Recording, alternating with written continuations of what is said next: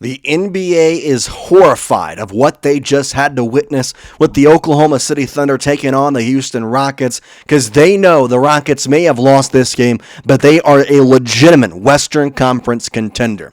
Welcome into Rockets Digest, everybody. I'm Jace Andrews. I appreciate you tuning in to today's show. We're going to break down the Rockets' loss against the Oklahoma City Thunder in double OT, 125-124, and we're going to do so much more as we talk about the implications this game has, the referees, the absolute abomination of some calls, the absolute saving of some calls, and all the things in between. So if you want daily coverage, you want all the coverage throughout the entirety of this 2025-26 Rockets season, then make sure you go down there, hit that subscribe button. It's 100% free to do so, and we'll have you covered all throughout this season. All right, let's talk about this game and go through everything that happened. So first of all, this was a game that went into double overtime, in which the Oklahoma City Thunder won 125-124. The Houston Rockets outscored the Thunder in the first two quarters. They were then outscored in the third and the fourth by the Thunder, and both overtime periods ended up being a 21-20 in those five combined 10 minutes that you had. So many things to talk about, so many things to go for, so many things to look at. We're going to kind of take this step by step and look at every piece. Not much of the first half was interesting, but we're going to bring up the stats here in just a second and kind of talk about it from that nature. So let's start with the Houston Rockets and kind of talk about what happened with them and everything in between. So Kevin Durant only scored at 23 points. His plus-minus was even at 0. Overall, this was a decent performance from Kevin Durant. His missed free throw, he said it in the postgame, was a big reason why they lost this game. He ended up getting 9 rebounds, but at the end of the day, you missed the free throw that if you make that, then the Thunder have to hit a 3, and things can change drastically. Jabari Smith Jr., he had 42 minutes.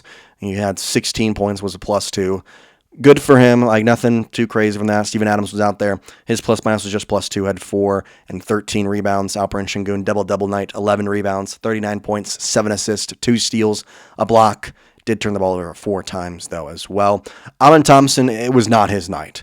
0 for 7 from behind the arc, 8 for 17 from the field for 18 points, 4 rebounds, 1 steal, 1 block, 5 assists. I mean, he didn't look confident out there, and it's tough when one of your supposedly breakout players doesn't look confident. It didn't look good. On the bench, you have Tari Eason with 3 points, 4 points from Clint Capella. Josh Okogie, what a game from him. 8 points. He was a -8, but he was fantastic on defense against Shea in the late quarters.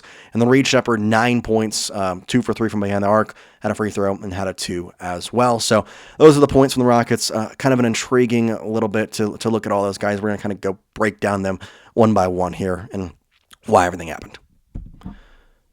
Let's start with Kevin Durant and Alperen Şengün, because those are your guys that really led to the promised land aspects.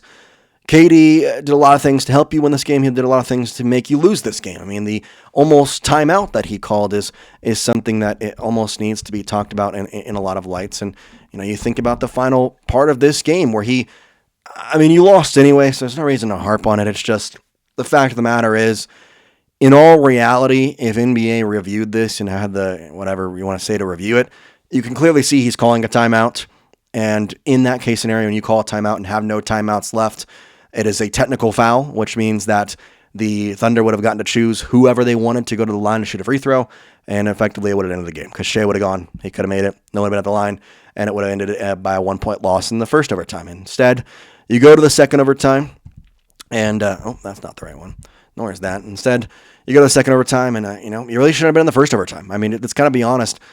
Kevin Durant, 103, 102, had 2 free throws. He hits both of them. It's a 3-point game, and the Rockets are in a position where they have to guard the 3-point line because that's the only shot that can beat them. Instead, KD misses the second free throw. It's 104 to 102. Shai Gilgeous, he does what he does best. He drives inside. I don't know what Amen was thinking. You have to understand that it's a 2-point ball game. If he drives and beats you, he's going to have to go down against Şengün and Steven Adams, who he's way undersized against. If it's you stay on him. You don't let him get an inch, and KD did the same thing in overtime where he didn't let him get an inch, and I'm not going to say he foul baited, but he went up and got the foul. So why should the NBA be looking at this from a terrified perspective, though? Well, first of all, the Houston Rockets went up against the defending NBA champion Thunder. This would have been the first time that a team who won the NBA championship lost in their season opener since the 2011 NBA season where the Dallas Mavericks were there. I really look at this from a positive perspective and understand that this should, one, light a fire behind everybody in the Rockets organization. You could kind of tell the nerves were there. And I think in a lot of ways, you got to go with confidence. You were up by 12 on the reigning champs. Their best lead was 6 on the night.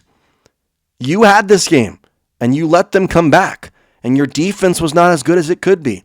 Josh Okogie showed some good lights. Amin Thompson didn't look good tonight. I mean, there's going to be changes. And in the same breath, the Oklahoma City Thunder were missing some guys. Jalen Williams was out there. J-Dub, I should say.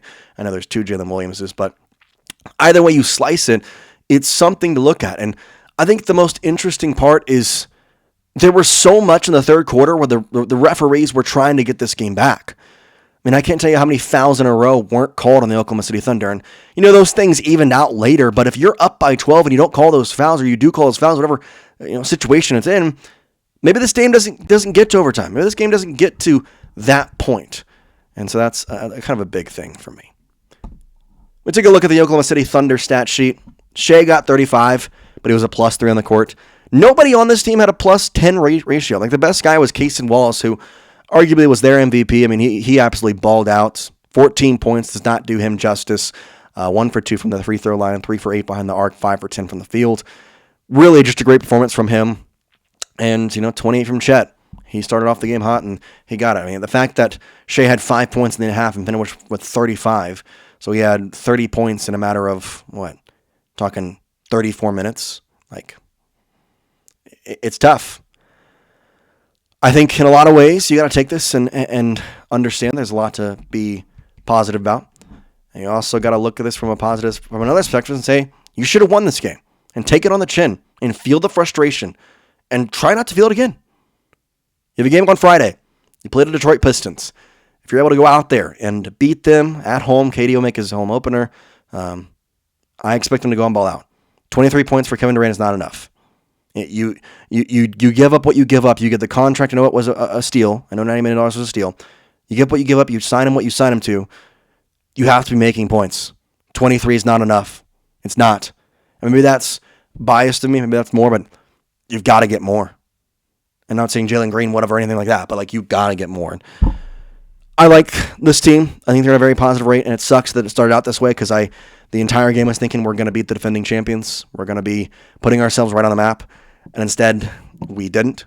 And instead we got to this point where we lost, and it sucks. It does. But it's game 1 of 82, and it sucks because it's against the reigning champions, and you had them. You did, and you lost.